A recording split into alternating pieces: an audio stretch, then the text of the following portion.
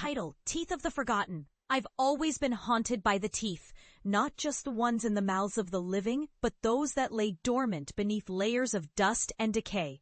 I remember the moment it all began, a day seared into my memory like a brand. Standing in the sterile fluorescent glow of the dental school, I reported what I had seen, a cadaver, a mouth that had bitten me. It was immediate and cruel. My peers laughed, their voices sharp and mocking. But it was my family's disbelief that cut the deepest. "You're losing your mind," they said. "You'll disgrace us." So I left. I packed my things and drove into the vast unknown, abandoning a life that had never understood me. I sought solace in the shadows of abandoned asylums, where I catalogued the remnants of biting injuries, my obsession with what I called sentient teeth growing like a vine around my heart. My research was deemed madness. I was an outcast, shunned by those who once shared my blood. Years passed, and while the world turned a blind eye, I delved deeper into the macabre. I uncovered ancient curses whispered through the ages, curses that lingered in the fragments of teeth left behind.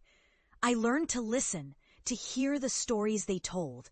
Biting back may be the only escape, the teeth seemed to whisper. And for some, I became a beacon of hope, a voice for the forgotten. Now I'm back at my childhood home, a place that feels foreign and suffocating. The air is thick with unspoken judgments, and as I step through the front door, I am met with wide eyes and tight lips. My family, who once mocked me, now watch in silence, their disbelief turning to fear as they recognize the weight of my presence.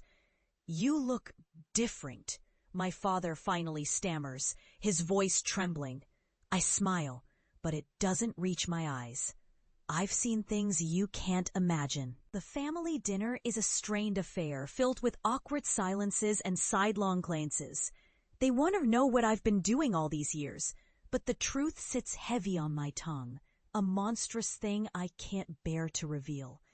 Instead, I share the accolades I've received, how I'm now a renowned expert in cursed dental pathology, how my research has been published in prestigious journals, and how I've exposed the hidden horrors that others still pretend don't exist. But as I speak, I can see the flicker of doubt in their eyes. They think I'm still the same girl who reported a bite from a corpse, the one who couldn't handle the pressure of dental school. They don't understand that the horrors I've faced have transformed me into something stronger, something darker. Then it happens. The lights flicker, the room plunging into darkness, before returning with a flicker of light that illuminates the dining table. I feel it before I see it. A chill brushing against my skin, an uninvited guest that has slipped through the cracks. "Did you feel that?" I ask, my voice a mere whisper. My family exchanges nervous glances, and then I see it. A shadow slinking across the wall, coiling like smoke. I stand compelled by an urge I can't quite explain. "You need to understand," I say, my heart racing. "The curses I've studied are real. They're ancient and alive." My father scoffs, but the sound is hollow. "You've gone too far, haven't you? You're just looking for attention." But I don't have time for his disbelief. I step forward, and the shadow ripples, stretching toward him. "You think this is a joke? You think I've made this up?" I feel the air grow dense, a palpable weight that presses against my chest. "You mocked me for years. Now it's time for you to see what I've uncovered." And then it happens. A tooth, sharp and glistening, emerges from the shadow. It hovers, suspended in the air like a specter of our past, and I can see the ancient markings etched into its surface, symbols of curses, of pain. It spins slowly, and I can hear the whispers now, a cacophony of voices echoing through the room.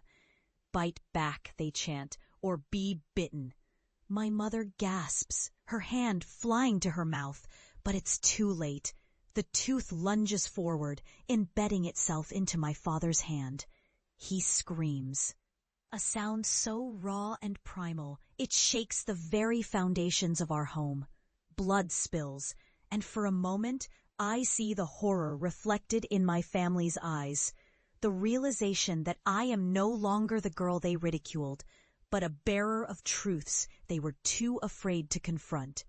"Now you know," I whisper, my voice barely above a breath. "This is the cost of disbelief. You laughed at the wrong person." As the shadows recede, I feel a sense of vindication wash over me.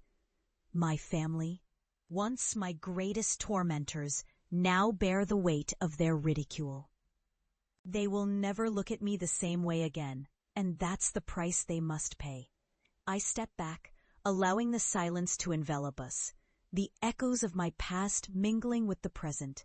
I can see the fear in their eyes, the dawning realization that I've become something they never understood, a guardian of the hidden, a voice for the cursed. As I turn to leave, I glance back at them one last time. "Remember," I say softly, "the teeth never forget." The door closes behind me, the weight of my journey resting heavily on my shoulders. I have become what they feared, what they mocked. And as I walk into the night, I know that I carry the shadows of my past with me, a crown of darkness that will never fade.